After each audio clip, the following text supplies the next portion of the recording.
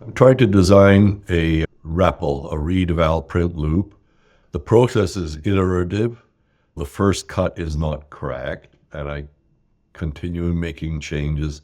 I got up to about a third or fourth cut, and I haven't finished yet. So to begin with, I know I'm going to want some sort of graphical user interface, kind of like a command line, but I want to run it in a browser, which happens to be, in my opinion, the best way to build a GUI today. That'll be in JavaScript and HTML. And then in the Python side of things, I'm trying to compile a drawing to code and run the drawing, given some input, and then reflect the output to the GUI. This rerun component should do the recompilation. Then there's a receiver of text from the command line. It outputs to an input buffer and to a file name buffer. And we have a file watcher that watches the drawing to see if it's been changed. If it's been changed, then we send a command to recompile the whole thing. Likewise, if we get a command from the GUI that says recompile the whole thing, we'll go and do that. After having drawn the first cut, I made some observations about what I'd drawn and how I might simplify or extend or correct the design.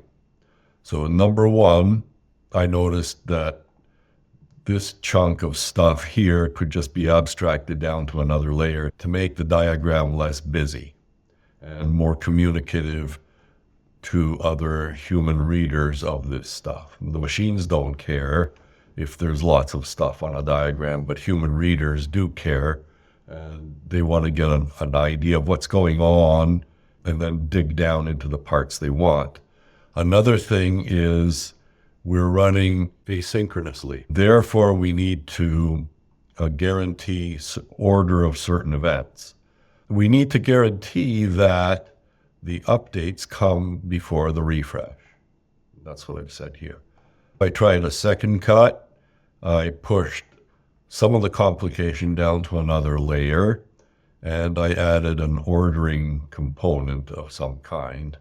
The other components on this diagram, this one and that one, remain the same. When I pushed down some of the complication, I put these two parts in here, made another layer with inputs and outputs that match up with what used to be there.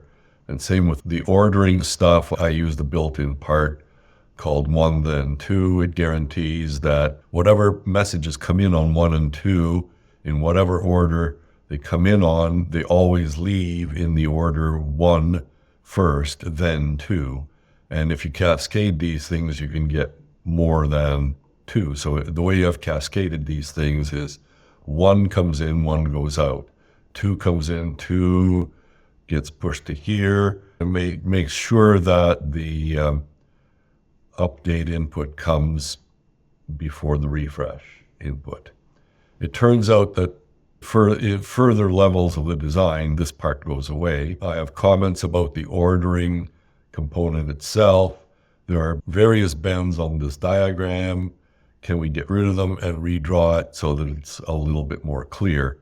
I came up with an alternative way to draw it. I think I like this one better. I'll get rid of all the red stuff, and I think it just reads better, but that really is an opinion thing. I went on to continued thinking about this and came up with, basically I need 3 asynchronous components, and the gray components on here are essentially the driver components that map Python async coroutines into the domain of 0D, and the blue components are raw 0D components. Notice that update and refresh are 0D components that get inputs from an asynchronous chain.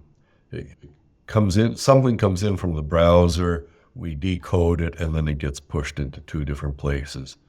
before I went on to think about implementing this, I realized I could simplify the first cut of the implementation by getting rid of the file watcher from the middle here and just duplicate what I already have.